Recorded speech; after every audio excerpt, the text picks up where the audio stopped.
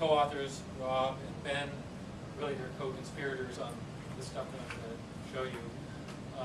They're in Woods Hole, and it's actually, it's a challenge even within USGS to work amongst ourselves. So this has been a nice collaboration, and it's launched me into all sorts of strange things. And the big one is actually ecological interaction. So I'll show a few examples on that.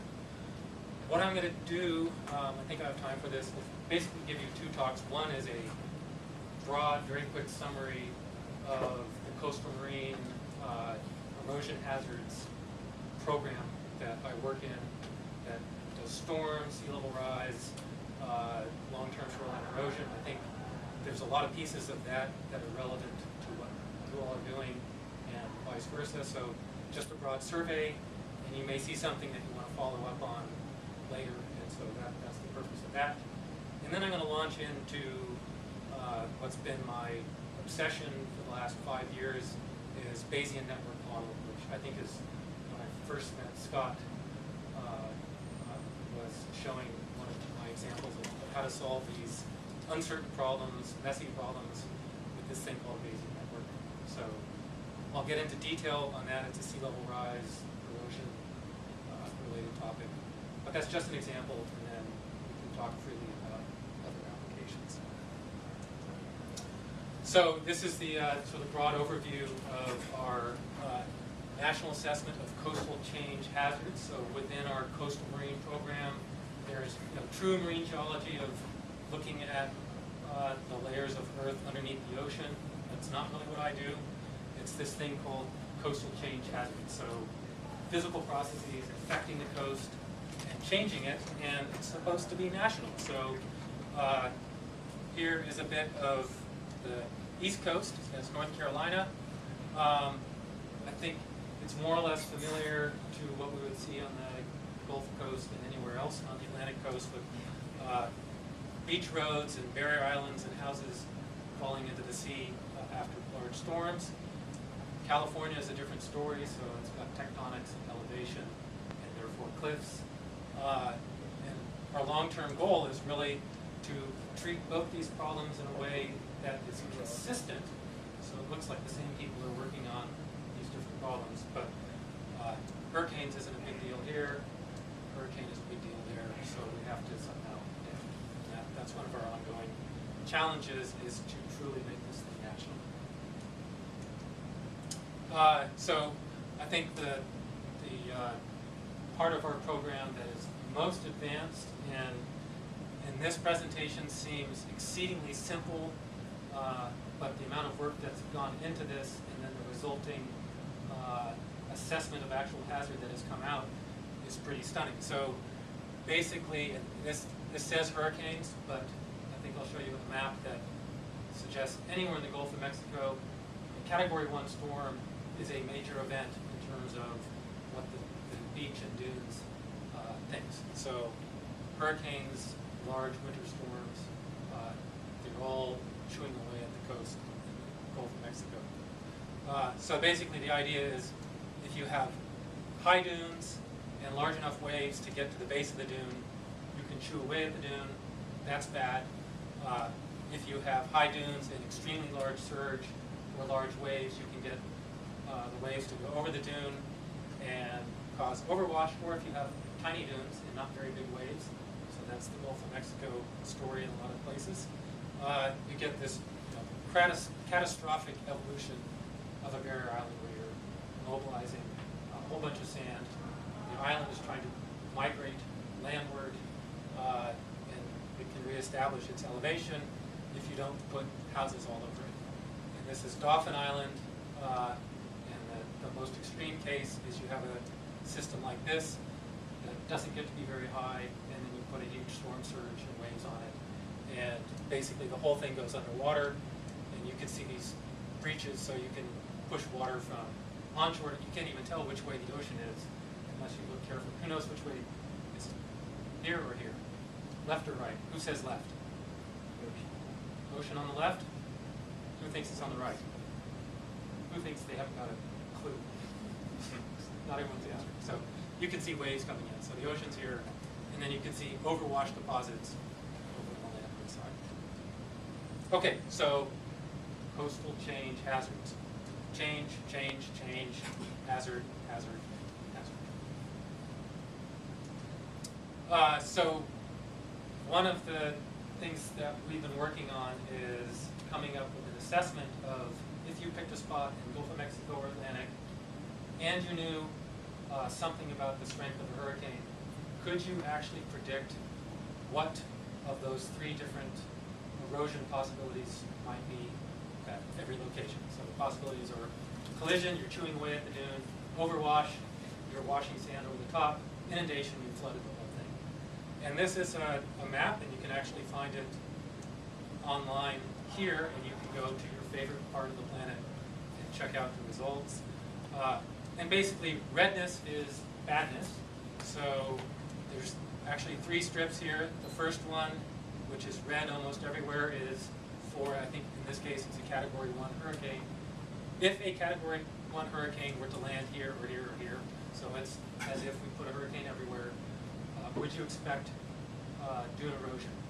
And the answer is, with very high probability, almost everywhere, yes. The next band, and you can't probably see it everywhere, but there's a band coming along here, and it's lighter color there, deep red there. Would you get waves over the top of the dunes? And here, yes. And, I mean, here, very likely. Here, not as likely. There's probably a higher sand dune in that spot. And then the final one is, would you wash over the island completely? And here at inlets, where it's lower, yes. Everywhere else, not. How do you get this thing? So it's basically LiDAR-derived elevations of the beach and the dunes. That gives us the threshold elevation that we need to get the tides, and waves, and surge to evaluate these hazards. And then we're using essentially the slosh model predictions that NOAA put out for their different hurricane scenarios. So that's called the MOMS, the maximum surge analyses. You know, it turns out when we tested it, it's not a bad first guess at what might happen. And then we update this thing. So this is sitting there on the website now. It's meant to give us a survey everywhere, anytime you care, of where are your hazards high, where are they low. And then we jump into a storm response mode when there's an actual hurricane and put updates of this prediction for a particular hurricane, such that if the hurricane were coming here, it would be white everywhere, way over there, because we don't expect to see surge in wave levels that are high enough to cause erosion, and it would be hot over here. So that's one of the things we do, is this sort of persistent prediction of where the hazards are, plus a reactive one in those actual hurricanes. Okay, why care?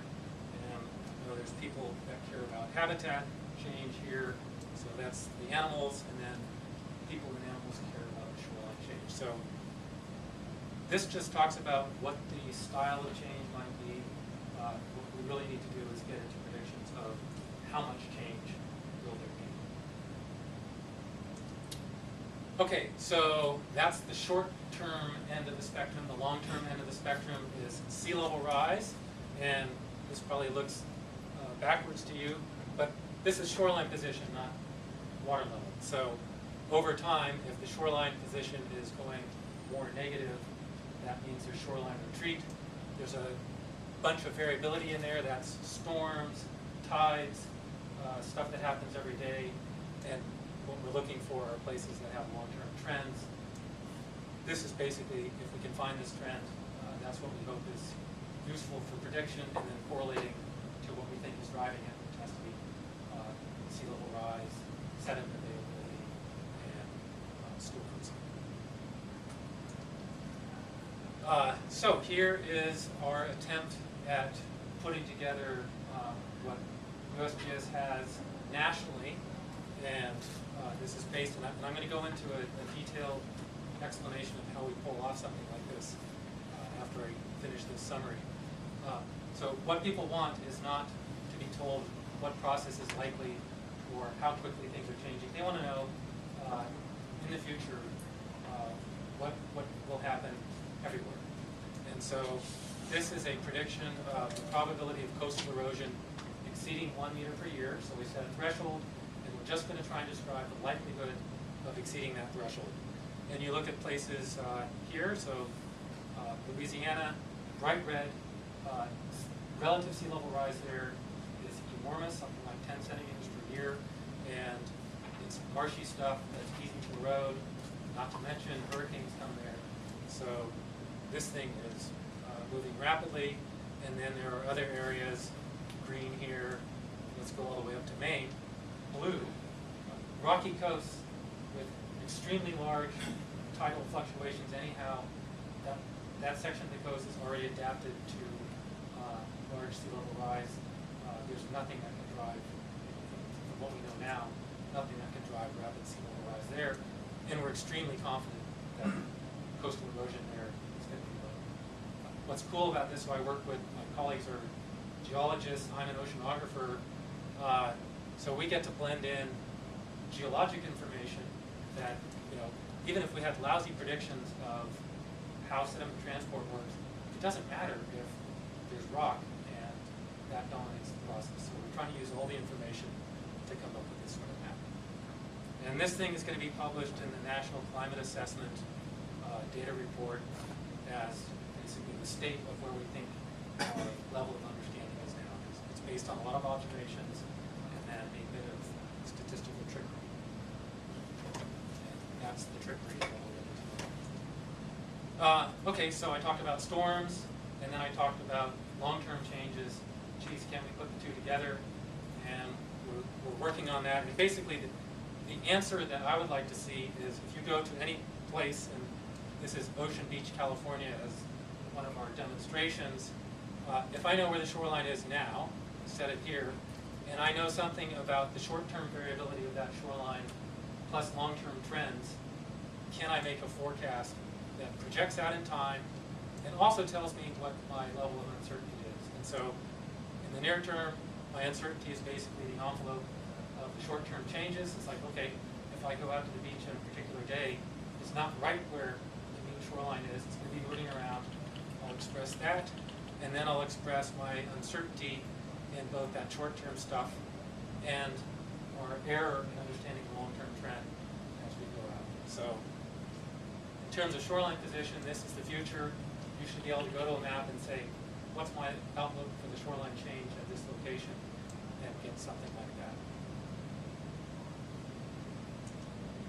All right, so and then here's my survey of different games that I'm playing, where we talked about storms. We're using both data and models.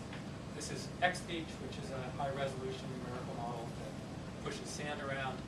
Here's just a picture of Santa Rosa Island with an overwash in process. So that's a tongue of water that is washed over the dunes and is washing to the backside of that island. This is a piping plover chick. They like to get hatched on Assateague Island under very particular conditions. It can't be too high, it can't be too low, there can't be too much vegetation. I love them because lots of people care about them, and they have this sensitive dependence to things that I understand. Sediment transport, storms, long-term sea level rise. So we're using this as a sort of a focal point to see how much of our understanding we can turn loose on predicting whether this guy will successfully hatch on beaches at Assateague or beaches that are similar to Assateague. I won't talk too much about it, but also at Assateague we've been playing with groundwater modelers and coming up with projections of the freshwater basin that lives under barrier islands, because that controls, for instance, how this vegetation grows or not. And that's not really my thing, but our idea is, can we integrate this process in with this guy, with this guy? And then the thing I'm interested in is coming up with forecasts of changes in the shoreline change rate. So we have long measurements. We know how the shoreline has been changing lots of places up till now. What about the future? And so basically drive it to sea level rise and say sea level rise is going to modify these shoreline change rates. We'll talk more about that Mind if I ask a question while you're talking? Please do. Yeah. So, that previous slide, do you think with the barrier islands and having an ability to predict the groundwater table on the barrier island itself, you're thinking in terms of the vegetation, but is that also tied to potential failure of the barrier island? If the groundwater table is up high enough, does the barrier island become more susceptible to all of these morphological processes? Yes and no. So, the physics of, like, when the waves start licking at the bottom of a dune, and you see these calved off scarps, that is because it's oversaturated and has failed. So it's absolutely a short-term groundwater problem that drives that. In the long term, if it's just sea level, everything is either going to raise up, or you're going to trigger those collapses and very rapidly get to a new regime where you have a lower island that overwashes more. So it's in there somewhere, and I actually think it is a trigger for the short-term problem. But enough sand moves that it will lift up and adapt to that fairly quickly. So, but X Beach wouldn't take that into account. It doesn't have a groundwater component. Or does it? They're developing it. We haven't used it because we haven't demonstrated that it's necessary to improve the prediction. But we were talking about this earlier. Part of that is because we often initialize with crappy data, and so demonstrating what is providing us a good prediction. We can't get into too much detail before we say, well, I can't see the effect. So far we haven't bothered doing that. Thank you. Maybe a follow-up to that. So, does it consider the vegetation as perhaps reducing erosion? Would that model incorporate that? Yeah. So for storms, I'm pretty convinced the storms, the physical energy can basically have its way with most vegetation. For the recovery process, I mean, the way I can go to a beach and know whether it's suffered erosion recently or not is look for grass.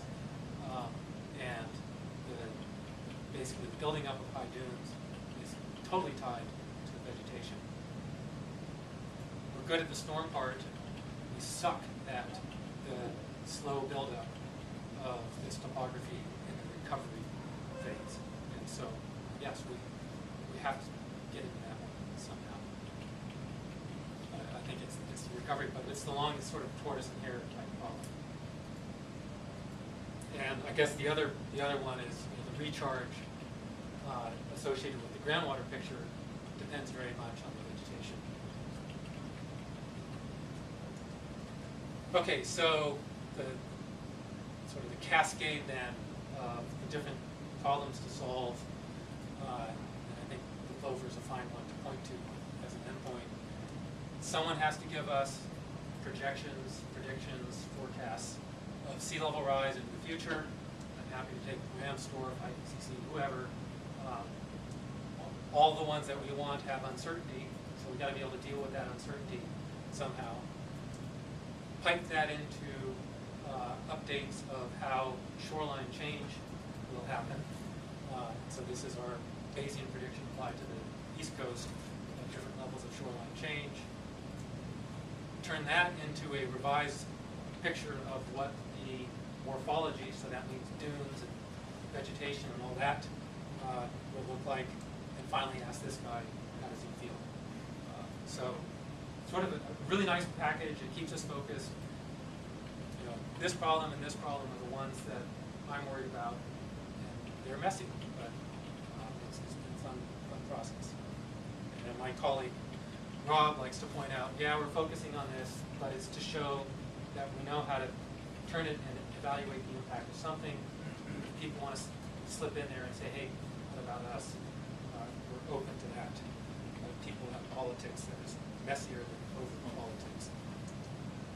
All right, so back to the simple picture of what the hell I'm doing. There's this. I'm not going to solve the climate problem. I'm looking to that as input. There's topography, it's a required initial condition for everything, so that has to come from somewhere. USGS is, in the coastal world, is a key player in collecting topographic and also bathymetric data, so we want to take advantage of that. And then I'm worrying about the erosion problem because there are other people, some of them are sitting here, that want to start describing, well, if we have sea level or storm changes, what is the inundation response? Well, if you have an island or don't have an island, that can make a difference. So that's why that's important. And then there's ecological responses as well that these are all coupled. And then somehow put this together to say, all right, in the future we might have this world or that world, which one is most likely? So here's an extreme example of one place that looks very different before and after a storm. It's Boulevard Peninsula. Hurricane Sandy did the same thing, Katrina did the same thing. So here we are, living in a place like this that is extremely vulnerable, and we need to be able to evaluate what the likelihood is that we'll have to suffer these erosion hazards. But really the game, the long-term game for me is say, okay, if this is going to happen, what next? Sort of make this cascade of evolution. So, what are my tools for working on this? So, I started working with the geologists geologists know the answer. That's my appreciation for them. So they're really good at measurements. They collect information. They can tell stories, but they need more and more quantitative ways of explaining the answer. And so my colleagues have spent a decade or more sampling shoreline change on the Atlantic and Gulf and now the rest of the United States. So we know the answer, the rate of shoreline change almost everywhere for the past. The geologists also have good methods of extracting relative sea level rise from geologic studies. We have tide gauges that help us with that as well. So we know some of the forcing mechanisms. We have wave information. And my interest was turning what was a very qualitative assessment of how these things might affect coastal vulnerability into something predictive.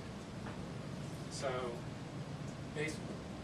basically, there's something called the Coastal Vulnerability Index that USGS put out. Great data set, crappy assessment, I think. I mean, if you look at the answer to the index, it's the sum of a bunch of numbers. What does it mean? I don't know. So turn that on its head and say, let's predict something, and that's something that better be shoreline change. So I'll show some of that prediction, and then I'm going to try and integrate it with the 2D world that everyone wants, and say, okay, what if we know these changes? How do we imprint that on the world where plovers and people live, and help us solve problems like inundation, that sort of thing. All right, and I'll get to my conclusions. So, does anyone know about Bayesian? How many people have heard the word? Okay, how many know what it is? Okay, so there's a bunch of different, I mean, it's sort of fundamental to any statistics, so you can find Bayes in it, but then we have approximations that make it much more efficient. These Bayesian networks are brute force, but they can solve a whole bunch of problems, and there's a trade-off. I'm going to lose resolution, lose detail, but try and gain statistical robustness. So how does it work? I'm going to pretend that sea level is driving erosion, and statistically, to solve that problem, all I need to know is the joint probability between sea level rise and erosion. So that's this pink surface here. Brighter colors are higher probability, so this is suggesting there's some sort of linear relationship. If I knew that, and I'm going to try and suck this out of a data set, then I can start making predictions. And the very first one that actually is useful is say, well, what if I don't know what sea level rise is going to be at all? What can I tell you? And it's basically the prior distribution. What what's the range of possible erosion rates in the entire country or at any one particular place? And I'd like to be able to spit that out. So this is a probability distribution of erosion. The most likely value is somewhere around here, and I have a whole range, lots of uncertainty. I want to reduce that uncertainty. So what if someone says, I want to know what the erosion rate might look like at 2050, given this forecast of sea level rise and its uncertainty? Well, that lights up only a particular part of this distribution, and I can come in and evaluate the probability of each possible erosion state. So here's my loss. I'm breaking it up into discrete bins, so I can't have a continuous erosion rate. I can tell you the probability that it's low, medium, high, higher, higher, highest. So I lose something, but I'm gaining some statistics instead. And then I can evaluate the probability of all the possible erosion rates. Some of them aren't possible. I'm not going to dip into the high part here because of my low sea level rise rate. So it's shrunk my uncertainty.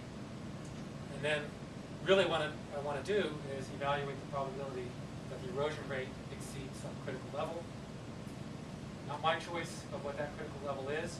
Plovers, it might be one thing. Seagrass, it might be something else. Humans, something else. This can answer a bunch of those questions. All right, and then basically the idea is tie it back to this with our sea level rise driver. Okay, so Bayes can be written down in an equation, and it's basically this posterior probability of the erosion rate given that someone tells me something about sea level rise. And that something can be specific like this, or it can be nothing, and then I just do my integration over all possibilities. Here's the integration over all possibilities. The probability of the erosion rate, no one tells me what sea level rise is. That's the prior, so that's already useful. And then here's what I extract from this pink thing that I have to get from data or models. And then the last term down here is some sort of normalizing factor. I won't bother you with that. And so here's the pictogram of Bayes equations. It's basically we want an update that has reduced uncertainty, given some likelihood information, retaining everything we know, and doing a bit of math. How confident are you in the basis of this? Do you believe historically that erosion is related to sea level rise? It is, so from the study we've done so far, the most important correlation is between relative sea level rise and erosion. It is. So I dodged your question because there's causality. We can't claim that. Right. But if you know sea level rise, that's your best input to predicting these long-term erosion rates. And the erosion rates are like over 100 years. So it's filtering out, or at least integrating storms in that. But sea level rise is the big. Can that be examined on the geological scale? Yeah. I mean, at the extreme, you have transgression. You know, the coast used to be out at the edge of the continental shelf. So that's the inundation problem. That's an interesting question. So if you think about it, if I instantly raise the water level, no erosion happens. Let's say I freeze waves, so there's no waves. Instantly, I can change the shoreline position just from an inundation perspective.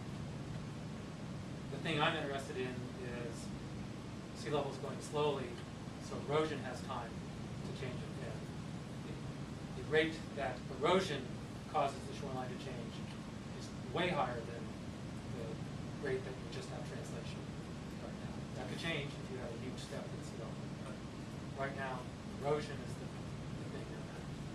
One last. What about humans on the coast? I'll show you something.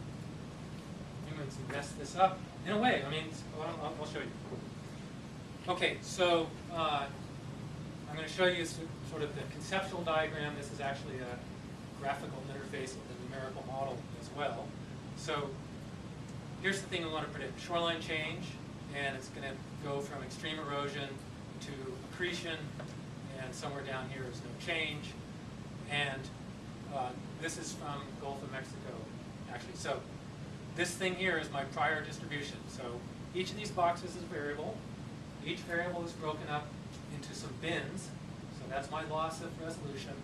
And then each bin gets a probability weight. So most likely no change is 35%. If I had to put money on, just parachute blindfolded into the Gulf of Mexico, I would have to put my money on the no change. If I want to add information, that will change what I might bet on. Okay, so this is being driven by sea level rise, the mean wave height over 100 or whatever record length we have for buoys, 100 years or so, and then tide range. And this is this problem of, hey, if you already have a high tide range and you have a tiny sea level rise, maybe sea level rise isn't as important. Coastal slope is sort of a geologic constraint. Are we on the west coast or the east coast is why that is sitting there. It's not really important to what I talk about today. Geomorphology, this is no longer quantitative stuff. This is classification. So Geo1 is low-lying barrier islands. Sorry, Geo1 is rocky coast, so think of the coast of Maine. Geo5 is low-lying barrier islands, things that respond rapidly. So we go to a place we already know what it looks like. Can't we use that as a guide to our prediction of its response? And then I'm trying to add in a little more detail from topography, because we know that storms are one of the things that are driving shoreline change. So what if I know already what the dune height is? Can't I use that information? All right, and then this is our output, and basically we can interrogate this to ask who is unhappy or who are happy given the different input scenarios. So how does it work? All these arrows are shorthand for joint probability distributions, that little pink surface that I showed to start. Everything is correlated to everything else, or at least everything that's connected by arrows is correlated to everything else. And certainly sea level rise to shoreline change, we're looking for a predictive relationship there. This is not linear regression, so it could be a threshold response or something that looks like linear response. Bayes is flexible with that. And then we have things like correlations between the inputs here, so that there's some robustness. If there's uncertainty in the inputs, we can cross-reference them and come up with the best possible input for any given location. So for this example, I mined this coastal vulnerability data set. It's got shoreline change, vertical land movement, so we're interested in the relative sea level rise. That's what goes here, so we've got to subtract out vertical land movement. That's Louisiana sinking rapidly, so that explains its high relative sea level rise rate. And geomorphology, well, the Gulf of Mexico kind of looks the same everywhere. It's all vulnerable barrier islands, and so on. This is kind of cool. So here we are worried about the future response of lots of different coastlines to sea level rise that's going to exceed the typical values that we have now. But who knows what typical sea level rise is? 1.7 millimeter a year. Two-ish. Yeah. Okay, and then in this part of the world, the relative rate is up to 10 because of geologic processes. So, the future is going to have higher sea level rise rates. How do we learn what the world actually does? Well, you can model it, and that's some of what is going on here. But in terms of the erosion response, we have data, and we have, just in the Gulf of Mexico, exploited almost the entire variability that we see in the whole U.S. in terms of forcing it with different relative sea level rise rates. So I think we actually need to go, not just nationally, but internationally, if we want to know what New Jersey is going to do in the future, given 10 millimeter per year sea level rise rates. Let's find places like New Jersey that have it already and use that. So that's that's how this thing can work. So are these all based on the tide gauge, NOAA tide gauge data? or- NOAA tide gauge, and then, yeah, and I think that has to be the case.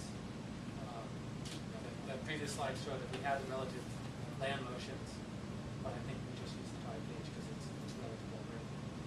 Just a sidebar, maybe it's just your opinion, maybe you don't know, but in the Gulf of Mexico, then, if you think of the sea state, the mean sea level, if you will, so now we're not talking about relative sea level rise, but if the sea level rise, the global sea level rise is 2.2 millimeters per year, or 3.2, whatever you want to choose, how is that distributed over the Gulf? Evenly or not? So we get to play games because, you know, this is basically the current state, and we're folding all that into this correlation space. So it's forgotten about geographic distribution in that sense. And then we can interrogate the model and say, what if the relative sea level rise rate were a particular number? Not how do we get it? And so, yeah, we're not going to, in this exercise, we don't even need to do the oceanography to figure out how the distribution of local sea level will come out. I'm expecting that I can ask someone, all right, at 2050, what value do I apply here? And if there is regional variation in the Gulf of Mexico that's significant, then I'll expect the real oceanographers to pull that off. I know you're being as tactical as I am when I present something like that, but what's your opinion? Will there be a distribution that matters? That matters, Yes, and I mean, and the one that I know for sure is actually the seasonal variability in its distribution in the Gulf. So again, it brings me back to short term. Long term, I don't know enough about the variation in the, no. So if you start slowing down the loop currents and things like that, will that affect sea level? Yeah. So. Sorry, I don't mean to put you on the spot. I was just. I don't know. I know what I need to know. Right. And I know someone else will give me that answer. Yes. Okay, so now I'm going to play a game. And that's to exercise this model. And it's kind of fun because in this interface you can play all sorts of scenarios. And so the way it works is at any particular location, I'm going to pretend I know the answers for the inputs. So on the Alabama coast, I'm going to plug in modern conditions of sea level rise rates of 0 to 3 millimeters per year, typical wave height, a typical tide range. I'm going to ignore the slope for now. I'm going to say, it's this vulnerable geomorphology, I know that. And I'm going to pick a place that has a low dune. And I'm going to say, what is the likelihood that coastal erosion exceeds my threshold? I'll use the 1 meter per year of erosion rate. Turns out 1 to 2 meter per year is the most likely outcome for this scenario. Then there's some other probability up there that's fairly significant, but that's what I have to worry about. So 55% probability of erosion rate exceeding my threshold. Now I'm going to flip over to some place that has a high dune, and the probabilities all adjust. The most likely one is actually no change, and we're down to 15% probability. So this is sort of interesting because a storm can flip an environment from this case to the previous one, or people can come in and flip the previous one into this case. So that's, and this is statistically robust, so this is a great way to play design scenarios and future scenarios with people that think about what are the possible outcomes for some place. And then, geez, it's sensitive to dune height. Well, I'm pretending this is an input. Where the hell do I get this? And this is from our storm work, is supposed to say, all right, this world will now have lower dunes because it's vulnerable to these storms, or no, it will have the same height or even higher because we build stuff where there's enough time for vegetation and building process to take place. So that box is an entire problem all by itself. All right, and then what did I do here? So same high dune, but I crank up the sea level rise rate. So take the Alabama scenario, put it over on the Louisiana relative sea level rise part of the planet, and ask what happens. Like, oh Jesus! So sea level rise will toast even these high dune areas. Okay. Now, this model gets applied for, referring back to your previous slide, for each of those bubbles, each of those circles has its own Circle? Bayesian network. Were they circles or dots? Or Where was on the Gulf of Mexico map you had? Oh, Here. Are those circles? so those are, yeah, so that's just a data set, and it basically, it gets bundled. All that geographic information is thrown away. All I'm doing is taking each of those locations. I have co-located measurements of shoreline change, dune height, all these, and I'm asking, what is the correlation between all these things? Okay. Next point, building up this correlation table based on that. And then the way I get to paint an answer back in geography is I go to the geography and say, okay, what's your dune height, what's your geomorphology, take all the inputs, and spit back the answer again. So this is actually, I'll show you that in a second. So it's a hindcast. I'm showing you the prediction based on the same data that I used for training. That flag should go off. How do we know it will work anywhere else or for another time? But right now we're just folding in all the data we have and doing the hindcast skill analysis. So data from the coast around different places. Right. Then you build on the Right. correlation or covariatrics. Right. And so now, we did it first at the Atlantic, then the Gulf, and then we said, okay, let's just take the entire nation and throw it in. So the network itself knows nothing about geography. It just says, oh, you've got a steep coastal slope. Well, that only happens in California. So it knows, but it doesn't really know. Yeah, that's similar like what in hydrology when we do the projection climate change impact in, for example, in Florida. Then maybe the climate projection like Florida, the climate will become Texas. Right. Then we Right. think, okay, Texas, the soil, the slope will be here.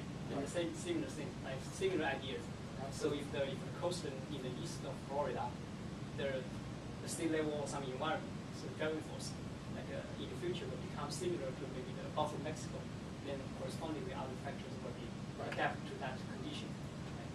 And that, so, I mean, the big stretch is to say, people keep saying, why are you looking at this silly little barrier island in Louisiana? Well, if New Jersey is going to look that way, that might be our best place to understand that. Question, is there any worry about Oh, there's lots of worry. about other correlation with your data set? I mean, just because, you show it, when you show all the different, vulnerabilities out there, you see that if you're next to something, you have a high chance of being on the correlate with something next to it.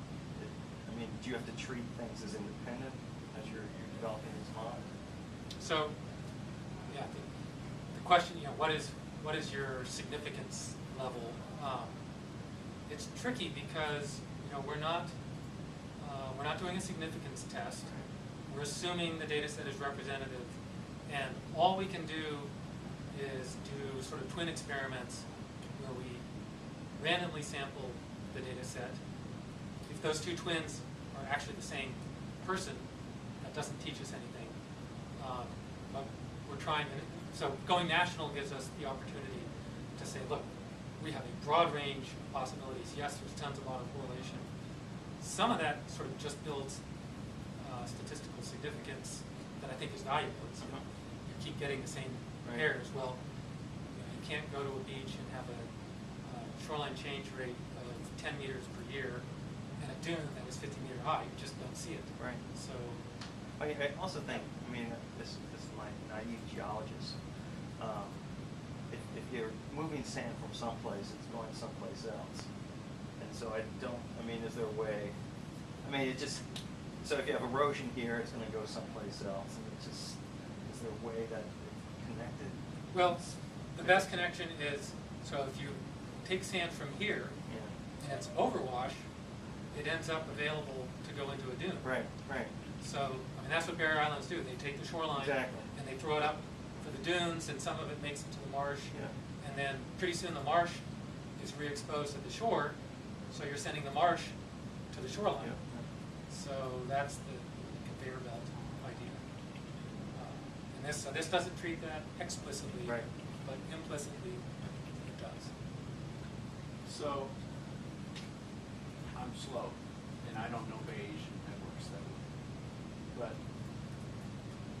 the Bayesian network is only going to be as good as each of these individual components. Because the Bayesian network is only going to give you a correlation, but no causation. It's going to help you, it may help you understand the causation if you understand the inputs really well, and then you can start to play around with it like you are and say, these become very important to this process. And historically, we can show that it matches up good, so there must be some causation there. True. And so, I've been playing this Bayesian game for a while. One of my favorite tools is to learn a numerical model via Bayes. And so, we already know all the processes. That's not the mystery. It's the larger scale interaction of the different boundary conditions and possible outputs that is too mind-boggling to, if I have a stack of model simulations this high and someone asks me a question, what do I do? And so this is a filter. And it's a way to say, here are the things that I think I'm going to want to control as input. There's the thing that I care about as output. Physics connects those in real life. I'm going to skip all those connections and just store the input-output relationship. So it's a quick lookup table in that sense. But everything that you have thus far is driven from the Gulf. What about the landmass and hydrology? Yeah. So is it important? Right. And so that's, this thing makes predictions, and what I like about it is it doesn't make a deterministic prediction. It says, there's 80, this one is pretty good, let's do this one. This is interesting for a few reasons. So 70% chance of this outcome, 20% chance of that outcome. If I go make a measurement in the future with these same inputs, and my answer is somewhere in here, then okay, I'm within my 10% confidence intervals. If it's here, it's like, oh, Jesus, I've missed something important. What is it? And this is the tool to light up inconsistency with what we think we know and reality, and go hunt down the process that's responsible for it. And we have some, so bringing this guy wasn't in originally. Bringing this one in is one of those things to fill the gap. If this model is doing its job, it won't actually miss something. It doesn't reduce the uncertainty. So it says, I don't know what the heck will happen here. I'll just give you back the general probability of everything, because I can't do any better. So it's honest about that. So here's one that I like. So cranked up sea level, this high dune, and nice tight distribution here, and then this. What the hell? What is it? What could it be? Two things. Nourishment. Yeah. So if someplace is likely to erode, but people care about it, guess what? It may not, because it will be nourished. So Bayes has the ability to pay attention to that sort of thing, and it makes no sense from a natural physical process point of view, but from a human process point of view, modifying the world, that's exactly what could happen. So where did it get that? It's a long-term study of actual shoreline changes everywhere in the Gulf. Right. It's there. You can't get rid of it. Right. The other possibility. Fortunately, the nourishment's been going on long enough that it's counted for. Yeah, and the reason of the split distribution is that we see places that have the same initial conditions doing two different things. So we have sort of natural environment sample and The other possibility is that is a statistical glitch and it's bogus. So the question is, we run around and look, where is this happening? What's the explanation? Okay, so now I'm going to try and put this on a map. It's off an island. You all probably know where that is. And I'm just going to pick a small piece of it to show off some of our LiDAR technology. So this is a digital elevation model using LiDAR. All these red pock marks are houses, and the shoreline, present shoreline based on that LiDAR survey is in the green. So we know the initial condition, and we know something about the dune heights off this model. And actually the dune is running along here. There's some houses on it, and some houses are in front of it. So go into the Bayesian model, extract everything we know about this particular patch of the planet, start with this initial condition, and project out what is the predicted long-term shoreline change rate. And it says, okay, 25 years into the future, everything's staying the same, and we predict with extremely high confidence that that shoreline will be moved inland, and some of those houses are maybe down. That can be changed by people, but that's the robust statistical prediction. Okay, now we're going to crank up basically same scenario, crank it up. Let's see, what the hell did I do here? There it is. Okay, thanks. So crank up the sea level rise to Louisiana levels. And basically, the shoreline change rate increases, so we're going to chew through more of this island, but the uncertainty goes sort of off the charts. It's almost the whole distribution back again. Basically, I asked it for something that was outside of its parameter space, and it said, screw you, I'm going to give you back something that's, it's nudged towards high, but you're going to have to deal with a lot of uncertainty because my observational experience does not know how to handle that. The red line, is that the mean, and then the 90% confidence interval is that maroon band? Yeah, Is that so what that is?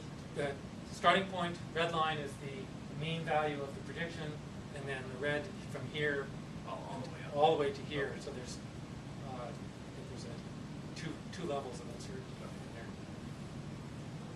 So it's kind of a useless prediction, but it's honest in that, yes, things can get worse, but we're not very confident in that. And so this is one of those things of, all right, our job is to learn stuff that reduces uncertainty.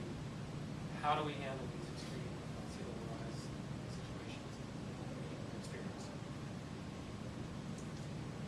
Okay, and then we can go and basically put our prediction on the map everywhere.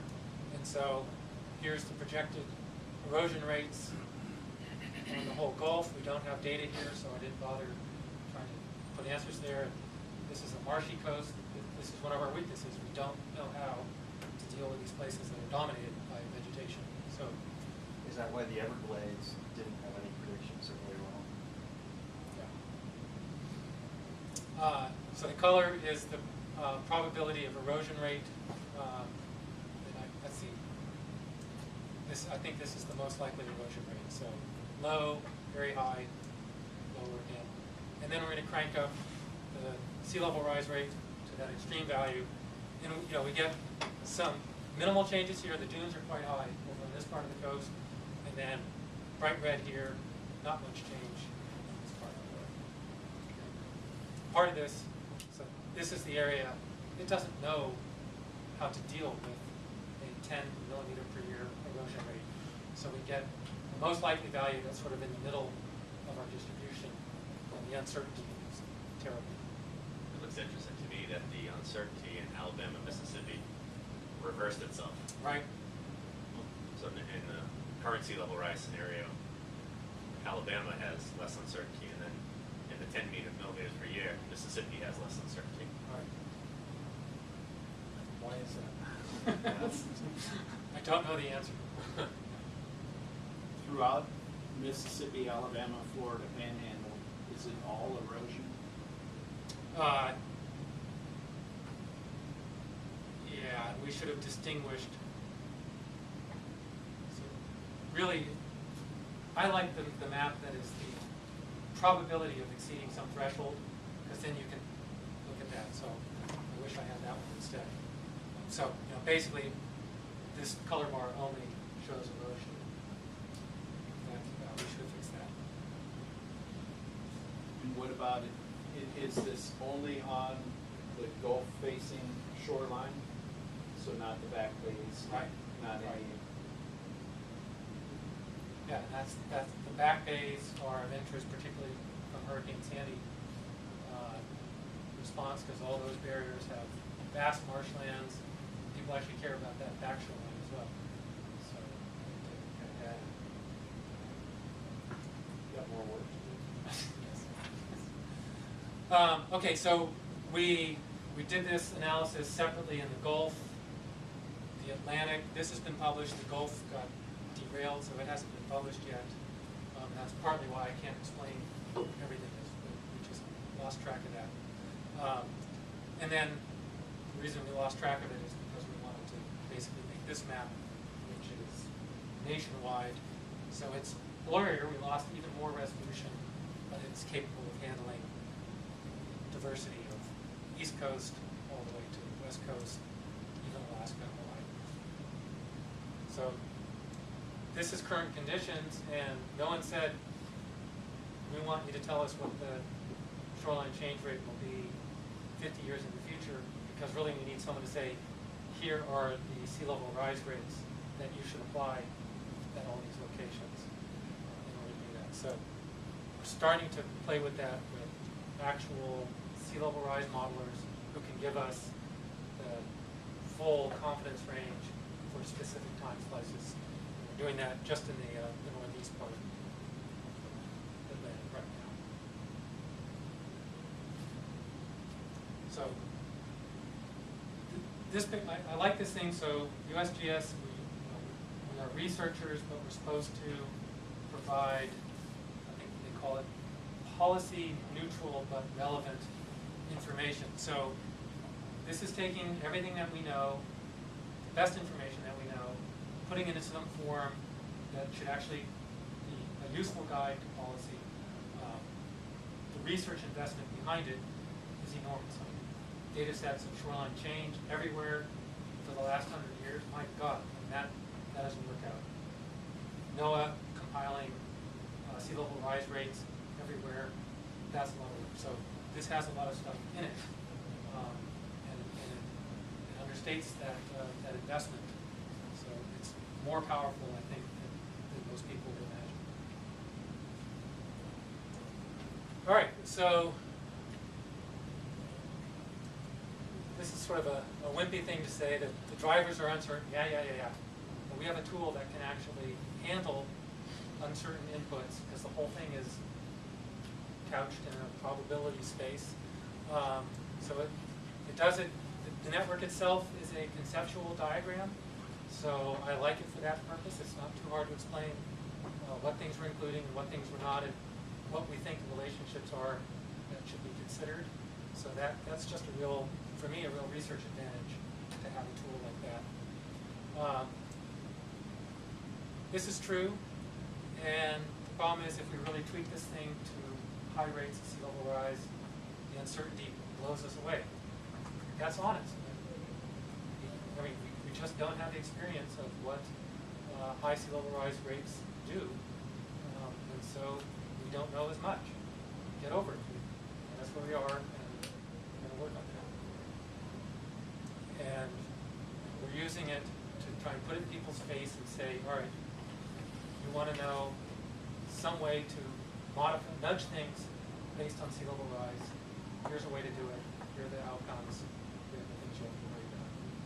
So I think some of what you all are doing,